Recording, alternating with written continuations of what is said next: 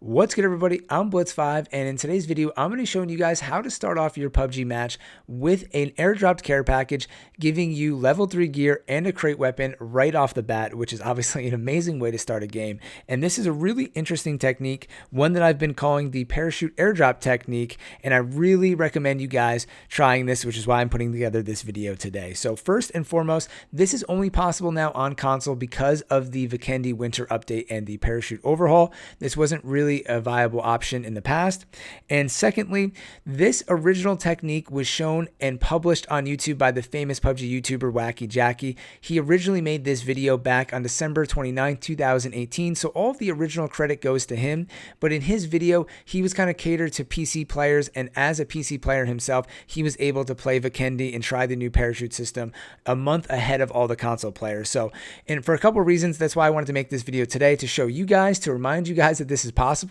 Also because I haven't been seeing anybody do this on console, and to also cater to the console players out there and give you guys some tips and tricks doing this with the controller and in this new setup. So we'll get right into it. I've made a list of 8 things to do this correctly. There's only a couple things that are really important here, and the rest are just kind of help you out. And I also wanted to clarify the risk involved with this, and also the fact that you can do this in solo, duos, and in squads. So first and foremost, we'll start off with the techniques on how to do this, or some tips and tricks. Number 1 is to wait until the end of the plane route. So you're going to want to wait until the plane flies all the way across the map, and you want it to force you out like an AFK player, or in this case, like you're away from the controller instead of away from the keyboard, because we're on console.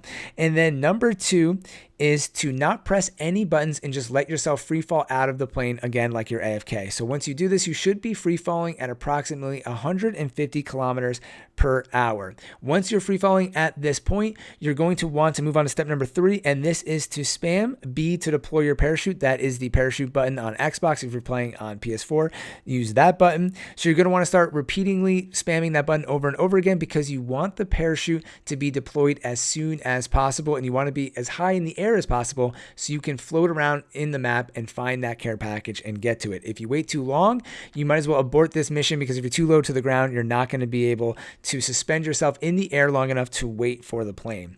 And then on to tip number 4, after your parachute has been deployed, you're going to want to take your left thumbstick and lean it very lightly forward, like you're moving very slowly in a walking motion.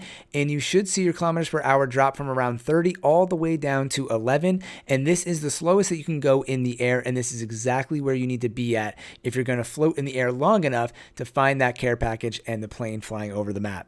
And now tip number 5, this was taken directly from Wackyjacky, so props to him. You're going to want to mark the center of the circle so you can start heading in that direction. The parachute will drop the care package in the first circle 100% of the time, so you want to make sure that you're somewhere in this vicinity when that airplane flies over the map. Then on to tip number 6, and that is, when is the plane arriving? And unfortunately, we don't have a great answer for this because it is random from game to game.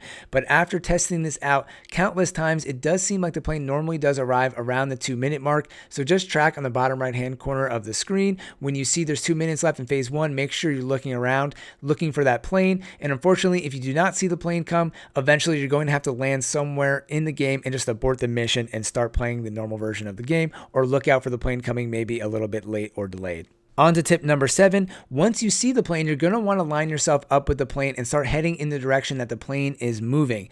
If you see the care package drop behind you, just turn around and head towards the care package. And if the plane passes you, just make sure that you continue following the plane for when it drops that care package, you can track it down. Then on tip number 8, this is just wait for the care package to drop and follow it to the ground. So sometimes if you get lucky, the care package is going to drop more in the center and you can get down to it right away.